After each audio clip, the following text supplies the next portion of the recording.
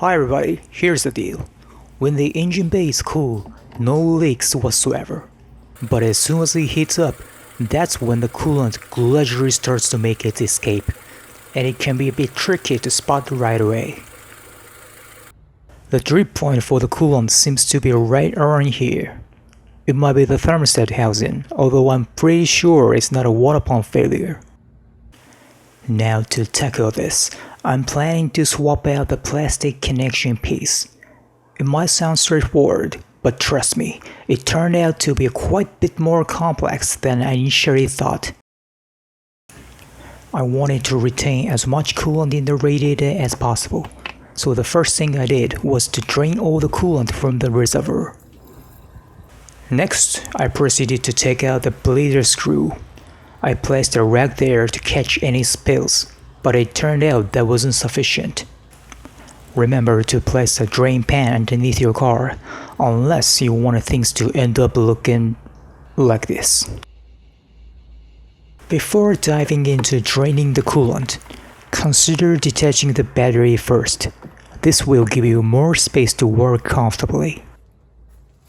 Grab a 10mm socket to loosen and remove the negative battery cable. Once that's done, go ahead and remove the positive battery cable. And of course, make sure you don't overlook the positive battery cable bracket. The battery holder is also secured with the 10mm bolts.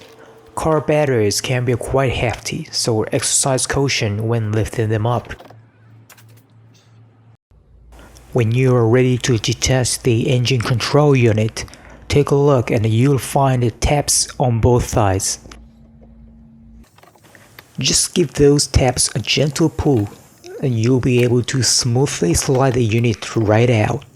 When it's time to detach the unit cable, all you need to do is to pull the cable tabs horizontally. No need to yank out the connector like you're playing an NES game. Just a smooth, steady pull on those tabs will do the trick.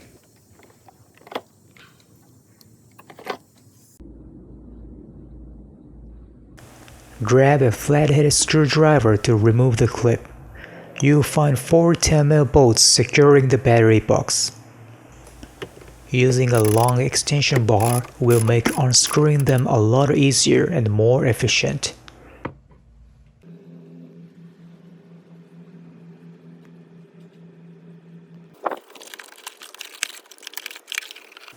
As you lift the battery box, you might come across clips that are holding the positive battery cable in place. Now keep in mind that dealing with a 20-year-old piece of plastic can be a bit challenging. It might not come off smoothly. In my case, well, I ended up breaking it. I went for an aftermarket air filter, which meant I didn't have to mess around with the air intake system. There should be a few other videos out there that explain the process. Now it's time to remove the connection piece. For this phase, I had my hose band clip pliers and water pump pliers at the ready. You'll come across a total of 4 band clips in this process. These clips can be pretty rigid, so make sure you've got your pliers on hand. The right size, that is, not too small, not too big. Just a little extra information for you. Here's the width of the pliers you'll need. Due to the heat and pressure, the rubber hose sort of sticks to the plastic piece, making it very tough to separate them. I had no plans of reusing that old piece, so I gave it a twist and snap it into 2 separate parts. Grab a small flathead screwdriver and carefully slide it between the rubber and the plastic piece. A small dab of silicone grease on the flathead screwdriver could make things smoother. Be extra cautious not to poke or harm that rubber in the process. So here's what I consider to be the toughest part of the job. This is the lower part of the connection. As you can see, there's just not enough room to slip in the pliers. I mean, seriously, why on earth did they point the tabs downward? I was so desperate when I saw this. I couldn't come up with a better plan, so I ended up twisting the hose so freaking hard. Now take a look at both the old and new connection pieces.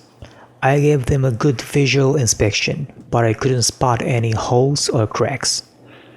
In order to create enough room to work comfortably, set aside the power steering reservoir and the coolant expansion tank.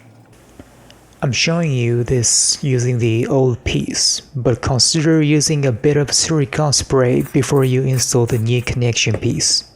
This will make it easier for the radiator hoses to slide into position. 1 down, just 3 more to go. Just remember, when adjusting the tab position, avoid pointing them downward. And be extra careful since there's not a lot of space between the pipes. Take a look at the picture and imagine this. You've got 4 radiator hoses and 4 clips that needs to fit in here. And once you start installing them, it's a bit tough to see exactly what's happening. All finished up? Apologies for not being able to film the process. I couldn't find a stable position for the camera. Alright, go ahead and put the tanks back where they were. You can't just stick your head in there and see with your eyes like this, but let me show you what I've done. Now let's get that battery box back into position and use those 10mm bolts to secure it. Moving on, time to connect the engine control unit. Remember, no need to apply excessive force by pushing it down. Simply give those tabs a gentle press. They'll secure the connector in place snugly. I don't think I need to explain the rest of the part. Just hook up the battery again and top up the coolant. The Mini can be a bit tricky to bleed air from, so make sure to keep an eye on the water level from time to time. Just remember, a drop in the water level doesn't always indicate a leak. You can also monitor the water temperature. Ideally, it should hover around 92 to 97 degrees Celsius, which is a normal range. Finally, the leak is all sorted out. This was actually a tougher challenge compared to the water pump replacement I showed you before. And there you have it. Thanks for watching. Until next time, sayonara.